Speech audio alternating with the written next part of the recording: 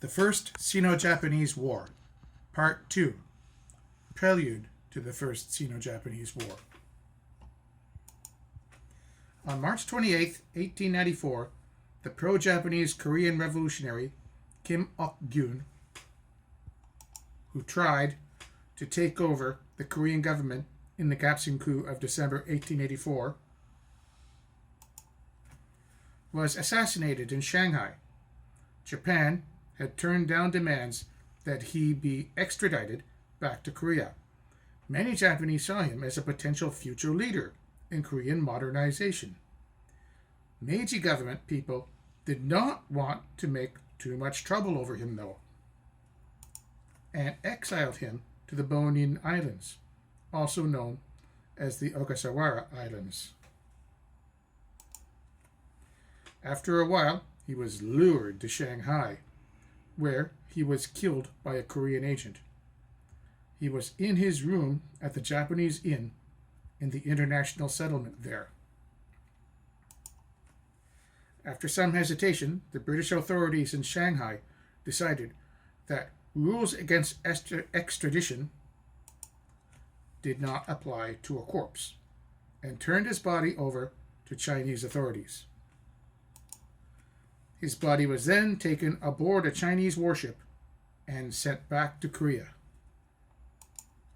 There, it was cut up, quartered, and displayed in all Korean provinces as a warning to other rebels and traitors. In Tokyo, this was taken as an outrageous affront. Kim Il-sung's murder was seen as a betrayal by Li Hongzhang and an insult to Japan. Not only did Chinese authorities not press charges against the assassin, but he was allowed to accompany the body back to Korea. There, he was given awards and honors. Kim's assassination also put Japan's supporters in Korea into question. The police in Tokyo stopped another assassination attempt against another Korean leader of the 1884 uprising. The two suspected assassins got asylum in the Korean legation here. This also instigated outrage. Kim's assassination could have been used by Japanese government to its advantage, but since Kim was murdered outside of Japanese territory, the treatment of his corpse was outside of its authority. The murder inflamed Japanese opinion, and many people thought that Chinese agents were acting against Japan.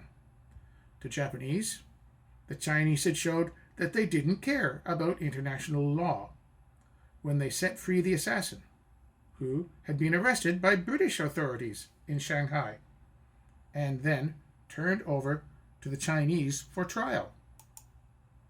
Nationalist groups began to call for war with China. The Donghak Rebellion.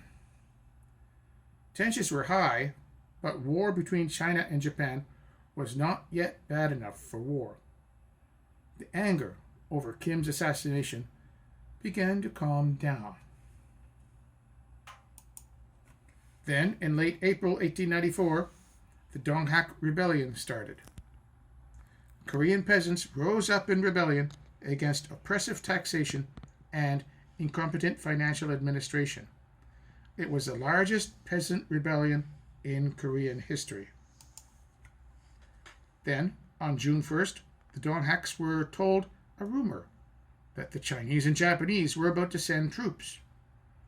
They agreed to a ceasefire to remove any grounds for foreign intervention.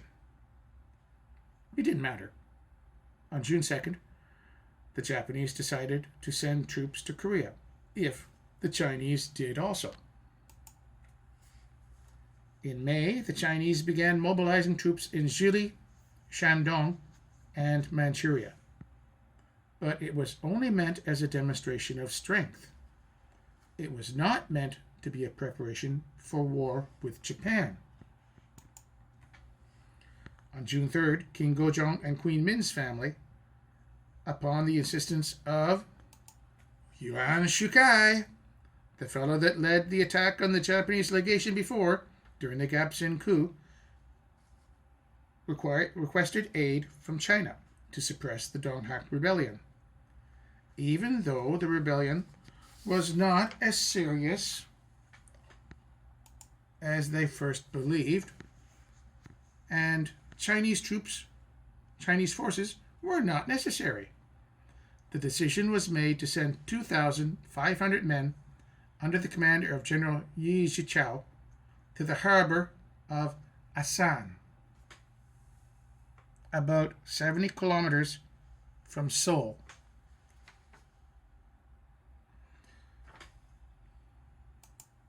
The troops set sail for Korea on board 3 British steamers, chartered by the Chinese government. They arrived at Asan on June 9th. On June 25th, a further 400 troops arrived. By the end of June, there were between 2,800 and 2,900 Chinese troops at Asan. The Japanese government was watching what was going on. They believed that the Donghak Rebellion would result in a Chinese intervention in Korea. After learning of the Korean government's request for help, all Japanese ships were sent in the vicinity were sent to Busan and Chemulpo. They were in both ports by June 9th. A unit of 420 sailors, selected from the crews of ships at Chemulpo, were immediately sent to Seoul. They were there to be a temporary counterbalance to the Chinese at Asan.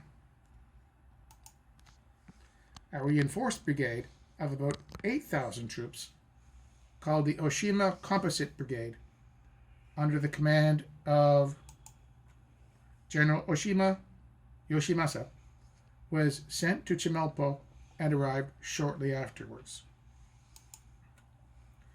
According to the Japanese, the Chinese government violated the Convention of Tientsin by not informing the Japanese government of its decision to send troops. But the Chinese government claimed that the Japanese government approved this. The Japanese still said that they did not want to intervene. Because of this, Li Hongzhang, now with the title of Qing Viceroy, was lured into believing that Japan would not wage war. But the Japanese were fully prepared to act. The Qing government turned down the suggestion that Japanese and Chinese force work together to suppress the Donghak Rebellion and reform the Korean government. When Korea demanded that Japan withdrew its troops, Japan refused. Then the 8,000 Japanese troops captured the Korean King Gojong and occupied part of Seoul.